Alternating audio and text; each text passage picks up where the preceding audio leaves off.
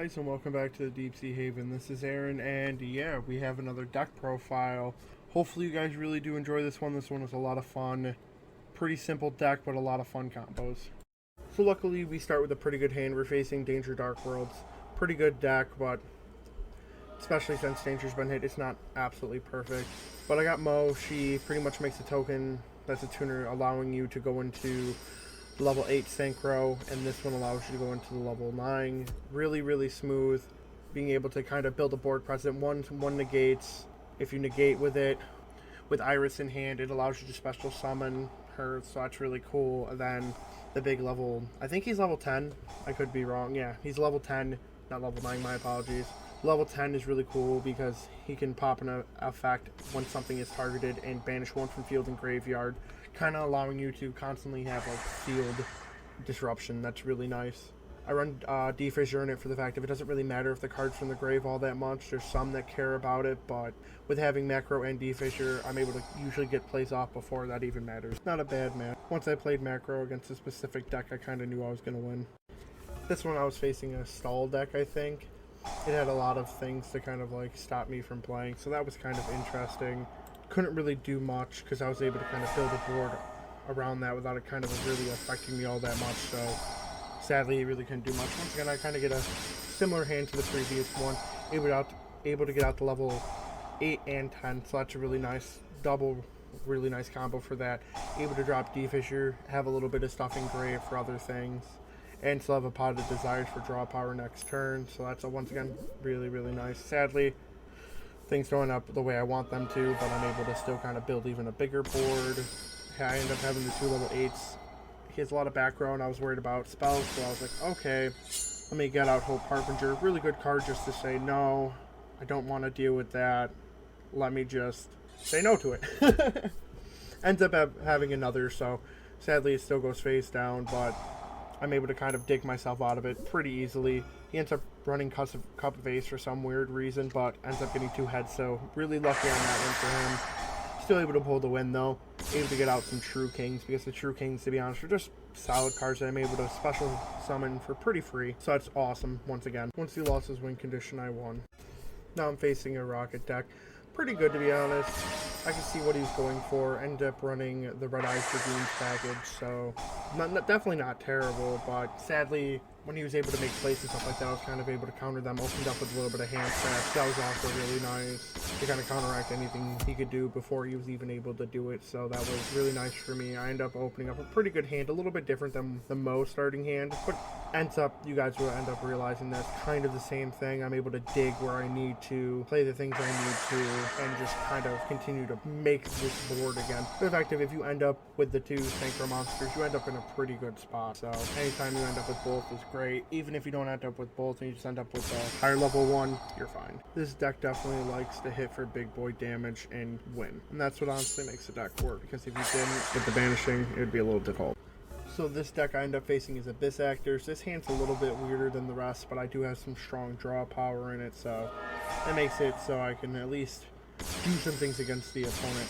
I'm able to draw kind of what I needed, to be honest, kind of what I needed to kind of unbreak this hand and make it better, to make it so I can get, once again, the two card combo that allows me to get a really big board presence and allow me to get my big Synchro out and the little one, but I mean little, I say, with 2800 attack, plus Mo with 1700 attack, so it's not that bad. She's not the greatest card to have, but I mean, another attacking monster is not bad. Plus, I'm able to get out another one because I'm finally able to get out the Iris play. I think that's how you pronounce her name. And she's really cool, but he ends up stealing her. Abyss Actors are pretty interesting that they still can play in this meta and still do quite a bit of interesting things. He ends up taking a lot of my cards, so I'm able to continue to play through it and make it so he couldn't do all that what he wanted to do. Don't get me wrong, as you guys will see this, I lose everything on board, but luckily I have a Grand Maju Diaiza, so I'm still able to do some things. Plus I have a pretty big boy, so right now I'm just going to be comboing up, trying to get to that big boy monster so I can get the effects, so that way we're both ahead. So you see they kind of equal each other out. but then he targeted, allowing me to hit him for game. So I start out with like a suboptimal hand, 2 cards of the same, but luckily I did have the monster that allowed me to kind of discard it to build up that level 10 Synchro and that level 8 Synchro, because I had one engrave. So luckily my combos and what I needed luckily were just right in hand at that moment in time. Plus I'm able to get a little bit extra cards in hand. I'm also able to build a pretty big Banish presence with also having D-Fissures. Really, really nice. Sadly, I did not know that the Raw Spear mode was in hand, so sadly I did lose that board presence, but luckily they did go to the Banish, because that does help me a lot, especially because I drew Grandmaster Diaza, so that was really good. Was able to hit him for a lot of damage. He's going to try to climb out of it a little bit, getting rid of my D-Fissure, but sadly, what I had on board was just more than enough. I use the effect of this where it raises the level by 1, just to kind of show you guys that it can, and that's really about it. Now we move on to the final replay. I'm end up facing an Emancipator, Magnet, Rock Stun is my best bet for this deck to guess what it is. Once again, get a decent hand, a little bit of negation in there, a little bit of just a lot of the fun things I can play with for secondary turn, technically the 3rd turn, so that's not too bad. Just kind of gonna try to negate when I can, stop him from doing his things with his more important cards. Special summoning when I can to continue to build that bigger board presence. And yeah, it gets shut down pretty easily. I'm able to stop that monster because her effect allows it to be popped. And then yeah, just able to build a really big board presence, and just he couldn't do anything about it. Hello guys, this is Aaron, and this is the breakdown aspect of the deck profile, so let's get to it. This card's really good because it's just more Banish the better, to be honest, with this deck, and it's just a 2500 body with a pretty good effect, so just really nice. I run True King package, 3 of the fire, just because I'm running 3 Ash Blossom plus Grand Maju and one of the other 2. Haven't had a problem with it really. Consistency's still there because I usually see one of them, so it's not bad at all.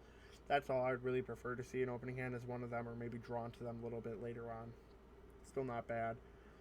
I run all of them at max numbers, just because they all just have so much synergy together. They're just really good. Her, if a monster's effect is negated, you can special summon her from hand. That's awesome. And then she has 3 other effects that are really good that you can activate these depending on where your monster was special summoned. Summon 1 monster from hand, draw 2 cards, and destroy 1 extra deck monster. That's really cool. Really nice just effect. That's just really smooth. Comes in handy a lot. Then you have this big guy that just pretty much destroys one of them on the field, and he special summons himself. That's really nice for the fact of, if you get one of those hands that, oh, okay, I only have her, I'm going to more likely want to go into the 10 than the 8, just because the 10 can banish from field and graveyard, and the graveyard's just a secondary hand in Yu-Gi-Oh!, so it stops them from being able to do those plays if they have any graveyard plays like zombies or things like that. Plus, the active just field is also really nice with that effect. This one, you discard 1, you special summon it, you get a token. Really, really smooth, just instant level 10 Synchro. That's just a powerhouse of a Synchro, to be honest. Really nice to see a new Synchro archetype. This one, if you banish 1, you can special summon a token. Easy level 8, just 1 card, level 8 Synchro is really smooth, to be honest. Really, really, really nice. Does take up your normal summon, though. You can special summon it, but it's a little bit harder to do with this deck. This card is either normal or special summon. Like, it has an instantaneous effect when it hits the field, where you can reveal 1 card of this archetype, and you're able to special summon the token once again. Easy level 8 Synchro. I will break down the other Synchros that I run in this deck, just because I find they come in real handy. Same with Xyz and Lynx. Lynx, sadly, I didn't get to show any. Xyz, I was only able to show Hope Harbinger, but Still not bad at all. Run 3 Ash Blossom. Comes into handy. If you don't like Ash Blossom, I do have an option for that a little bit later on. Then we move to Grand Mount Maju. All the banishing in this deck is just ridiculous. Just with them by themselves, they all have banish effects and stuff like that. So, Grand Maju is just a really nice card for that. And if I only have, let's say, I'm able to make the level 8 or level 10 Synchro without using that normal summon, and I do a Pot of Desires or a Pot of Extravagance, if he's banished, he burns them for 1200. That's a little bit less that I need to do damage-wise to Grand Maju for game. So you can get quite a bit of OTKs with this deck pretty easily. Run 3 Pot of Desires. Really nice draw card for this deck. No real negatives. I don't mind at all. It's just inherently really good for the Grand Maju and the Synchro Monster. It's just net bonus to both of them. I run 1 Pot of Extravagance just because draw power is just really necessary in the modern game. And you run a little bit of 3 ofs. The other ones you don't really care too much. So you activate the effect once. Doesn't really hurt you too bad. But it's definitely not one of those ones where you want to run 3 of them. The fact I've tried that and it's just too many issues with it. I've ended up really bad banishes where I end up banishing both level 10 and level 8 only. So you do have some other options, but the deck definitely runs better when you're able to play your synchros properly and not have to go to other synchros for what you're looking for. This is just a really good, it just adds 1 to hand, not bad at all. Just a really good card, just inherently just a search card. This one's once again not bad at all. And has a little bit of a special summoning mechanic. It has the level manipulating. It's also really nice. Same with this one, they have a little bit of the level manipulating. I haven't been able to find a way to kind of make that work yet. If anybody does, once again, please leave a comment down in the comment section if you found a way to kind of use the level manipulation to your benefit, because that would be really cool, because I was trying to find a way to possibly add like Barkion or Nateria Beast when I was trying to do this deck with Tengies. So if you have anything like that, please let me know. That'd be awesome. I run 1 Call to the Grave. It's just good interruption to your opponent. Sadly, because you're running these 3 1-ofs, they're not guaranteed to get to your hand. They're not always going to be there, but they're just, oh, if I draw it, if it doesn't start in my opening hand, it's not a terrible card to have at all. It boosts my Grand Maju and it boosts him, so just an inherent good game. D-Fissure, once again. I'm at Dimensional Fissure. It's just a really good floodgate. Same with Macro. They're the same type of floodgate, but this one also gets rid of spells and traps, so would I prefer to see this one in hand a tiny bit more, of course, because it does add more to it, but if not, it's absolutely fine, because then I have these that are live for other cards' effects, so it's not bad. Then we move down to the extra deck. I run Leo. Leo's not really the best level 10 I could have chose, but it also, if there's an opponent's monster that has 3,000 attack and I can't really find a way to get over it because I don't want to crash my monster into it, Leo has 31. Makes it really nice. Just a little bit over those big boss monsters that just have 3,000 attack, and it's just like, alright, this is my way around it. This is how I'll handle the situation. I'll just make Leo. Then we go into the 3, of course.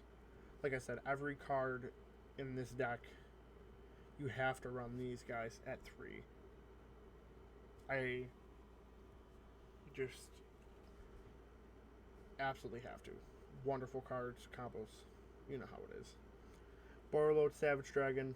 I run because I run the 3 links, and also the negations are really nice. A little bit more of attack. It's also, once again, really nice. So, a little bit of a both there. If it's maybe 3,500 that I need to get over, it makes it a little bit easier too. Don't get me wrong, with him, if I have anything at Banish, he kind of kicks up above that anyways, so he's kind of really nice for that, but the negations are really nice because I do run the minimal link I do with a link 2, so that's still 2 negates, so that's also really nice for the disruption. I run Scarlight. Skylight to me is just a really good card for Synchros. It's a pretty good effect, easy to make, and sometimes just my personal opinion, if I don't end up opening her, I don't see a way to get her at all. Maybe just make him and him. I guess it's just a little bit better in that scenario. If I'm going second, if I'm going first, I'm usually going to go this just for the pure just negation. But if I don't have that if I don't need to worry about the negation, then I'm going to go with the harder hitting monster with a little bit of a better effect. Then I run Fortress because it's just really good. I have the 9s to make it work, so that's really nice. Makes it quite a lot easier. You banish one of your monsters your opponent controls. That's really nice. Banish one card from your opponent's hand. Really nice. Banish one card from your opponent's graveyard. Really nice. Banish the top card of your opponent's deck, face up. Nice. So it's just inherently really good for this deck. Doesn't really have any negatives. It's sadly a lot weaker than the monsters that you would be using to make it, but if you're in a pinch, you can make it really nice. Hope Harbinger, once again, really good for activated effects or spell cards. Just easy negation and eat. So that's just really good. So if you have any problems with that, I personally think if you were to get rid of anything, I can understand Fortress, but I really recommend Hope Harbinger. 8s are just not bad to get in this, especially because we run the 8-pack, a decent sized 8 package. Yeah, I understand that you have to use some boss monsters to do it, but in certain scenarios, as I showed in the replays, it's pretty easy to do. Then we go over to Photon Strike Bouncer. I personally like this card. I can completely understand why some people wouldn't. I think it's pretty good, pretty nifty.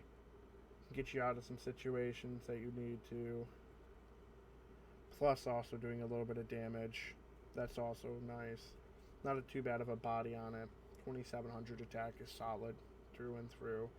So yeah, if you don't like this one, I can understand, but you do have some level 6s that aren't terrible at all, so keep that in mind. That might as well use the XCs that you can. Then we go to Borreload on that Boral Sword Dragon. Self-explanatory why you run it. It's Boral Sword. Nightmare Unicorn.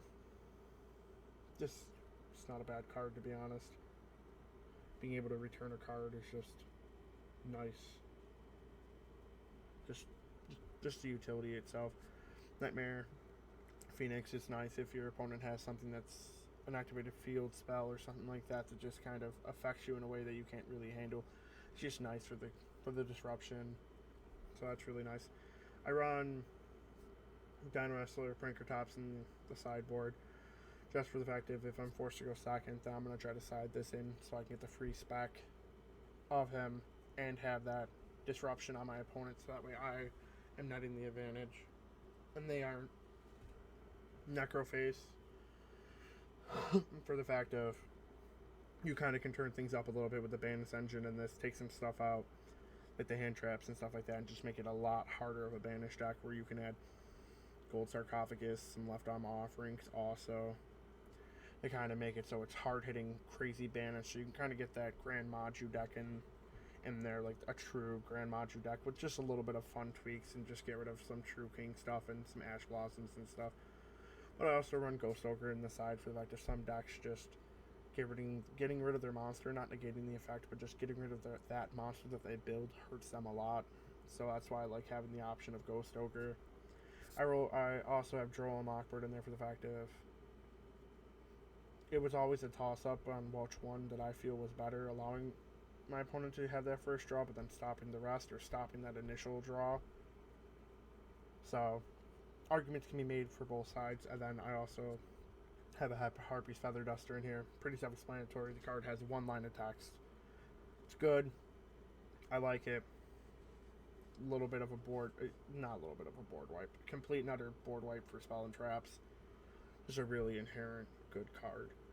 So if there's anything that you see in here that you find that's a little interesting or weird, feel free to comment down in the comment section and let me know, and we can have a discussion. Alright, this is Aaron from the Deep Sea Haven saying thank you so much for watching. If you did, please make sure you leave a like, comment, and possibly even subscribe. It really does help us out.